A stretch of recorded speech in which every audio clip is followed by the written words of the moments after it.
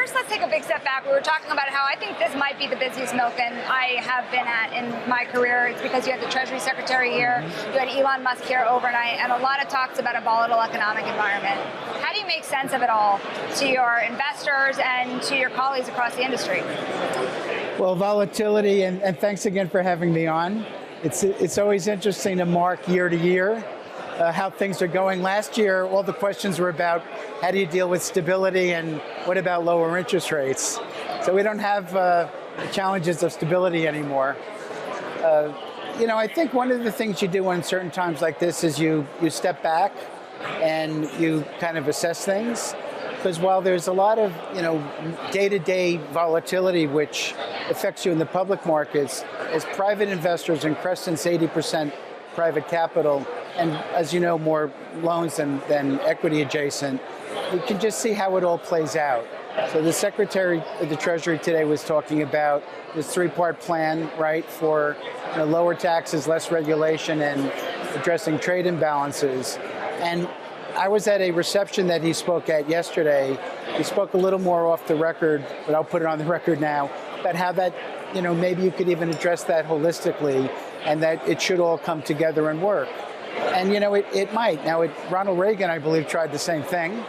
And it's not so easy, especially now because the world really is truly global and we're sort of, uncoupling that a little bit.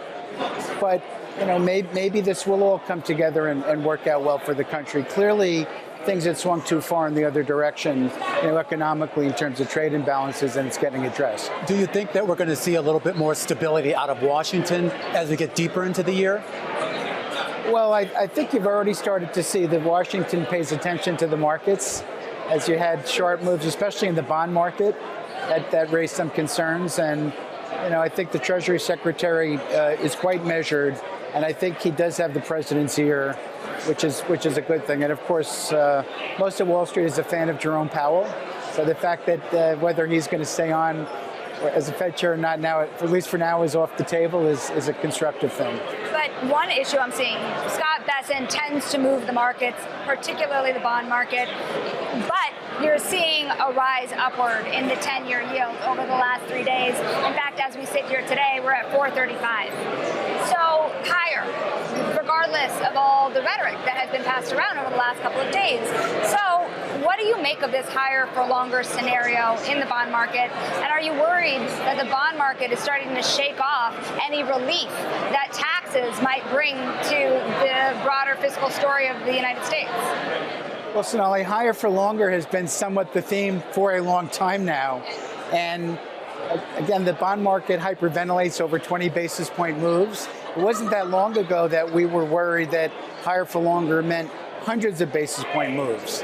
I went to a private dinner that Jamie Dimon had, and the concern was that a 7% reference rate, that we'd have a lot of defaults. Well, we're nowhere near that. And all of this is very constructive for private lenders because it sets a high floor for us to earn a spread over, and I talked about this last year. So our investors enjoy having an embedded portfolio that continues to have high yields since most of it is floating rate. So, if you mind, let's switch gears for a second here, because in addition to your world as an investor in credit markets, you are a very prominent sports investor. You got in a lot earlier than a lot of your private investment rivals have gotten in. We were talking about the Brewers. I'm actually curious, now that we're talking about so many off-the-record conversations, about how you think that the LIV Golf situation is going to play out. Well, so that would count as a high inside fastball with me trying to hit. Look, I've been constructive on this for a while, going back to when John Henry, first of all, I should say, who runs the CEO of Fenway, and they own Liverpool and the Red Sox and the Penguins. He did a brilliant job in structuring this, and he really focused on it.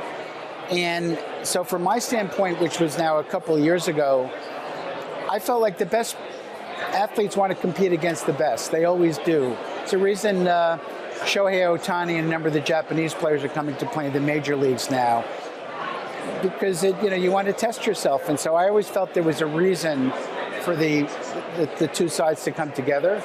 I think that the prince and Saudis would like to see something work out, although what they've done is quite impressive. And, we now have a president who is an avid golfer and absolutely wants to see this work. So, you have a lot of folks who want to see it work, but it's still complex to put Humpty Dumpty back together a little bit, and that's complicated. As an investor, I like complicated situations because most people shy away from them, and that's where you can create value. Well, as an investor, particularly in sports, you have a lot of portfolio investors now looking for an entry point into the world of sports, sports as an asset class, if you will.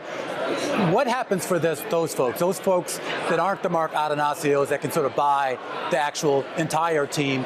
Are they going to have an opportunity to buy a slice of some of these teams or these leagues? Yeah, they will remain in a couple of ways, actually. Now there's a lot more liquidity in the secondary market.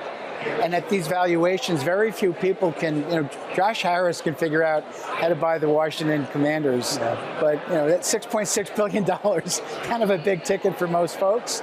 And so, but you can now buy pieces of teams. So both, I believe, the Dolphins and the Eagles put a valuation at $8 billion and sold pieces of it off.